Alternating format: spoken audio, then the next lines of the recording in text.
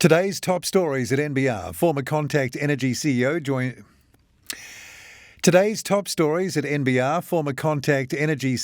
joins Mercury board. A class action legal case over New Zealand Manuka honey labelling is swatted away. Healthcare firms in a stoush. And there's more coming right up.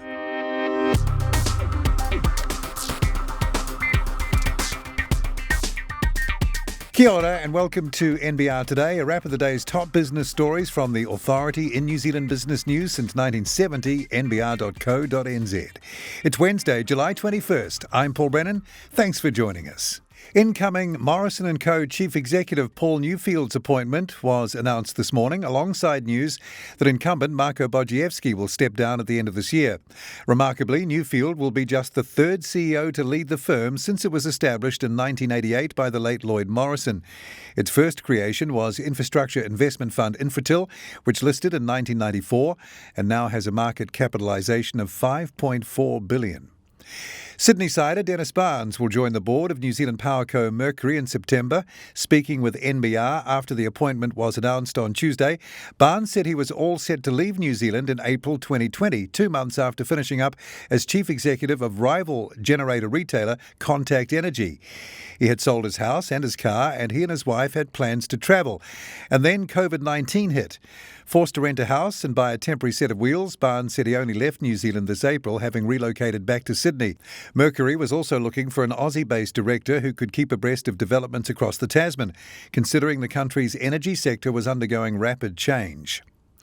A class action legal case brought against popular US grocery chain Trader Joe's over its labelling of 100% New Zealand Manuka honey has been swatted away by a panel of American appeals court judges.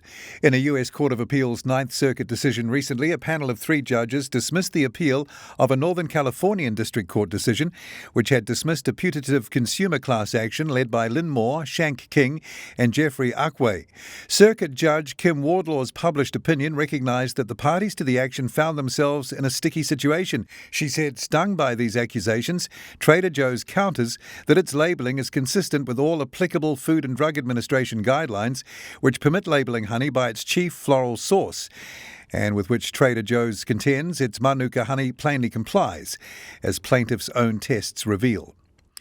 Local government New Zealand is urging the government to act with more urgency to protect towns and cities from worsening flood events. Its spokesperson said while the government had been focused on reducing greenhouse gas emissions, it had done nothing to help communities to adapt to the impact of climate change. Last weekend's floods in Nelson Marlborough and on the West Coast have given added impetus to concerns that because of climate change, adverse weather events are becoming more extreme in nature and are happening more often. The Climate Change Minister James Shaw joined NBR's political editor Brent Edwards. Essentially, there's a choice to say, well, do we simply accommodate it? Do we kind of build up, put our houses on stilts and so on? Do we defend and build seawalls and ever bigger levees and dikes and so on? Or do we retreat? And then the question is, if we are intending to retreat, how do we do that? How do we ensure that vulnerable communities are looked after through that transition as well? Climate Change Minister James Shaw with the NBR's Brent Edwards there. A stoush over a distribution deal between Todd Corp subsidiary Integria Healthcare New Zealand and natural skincare and beauty brand Antipodes NZ has reached the High Court. Today's court appearance in Wellington was part of the discovery process ahead of a possible hearing if the parties are unable to settle their dispute between themselves. Integria owns natural healthcare brands including Thompson's, Thursday Plantation, Mediherb, Eureka and Eagle. It also distributes dozens of healthcare brands owned by other companies across Australia and New Zealand. Integria's position is that it had a 3-year deal to distribute Antipodes products, which was extended by a year to December 31st, 2019, and that Antipodes breached this by starting a distribution deal with Johnson & Johnson on December 1st, 2019. Antipodes disputes this. The disconnect between clean tech innovators and customers is the driving force behind the creation of a new cross-government partnership to create more profitable businesses in the climate innovation space. Clean tech is a blanket term covering high-tech businesses that create products, processes and services to address climate change and other environmental products. Joining the NBR's Andrew Bevan was Callaghan Innovation Clean Tech lead, James Muir. Clean tech innovators in New Zealand are raising 95% less funding than their clean tech innovators in small advanced economies such as Finland or Switzerland or Israel. And then the problem isn't just one of being able to raise money. The question is, why aren't the clean tech innovators able to raise as much money? And that really comes to the challenges clean tech innovators face in terms of connecting to the global market. Callaghan Innovation Clean Tech Lead James Muir with the NBR's Andrew Bevan there. The full details of those stories and more are at nbr.co.nz right now.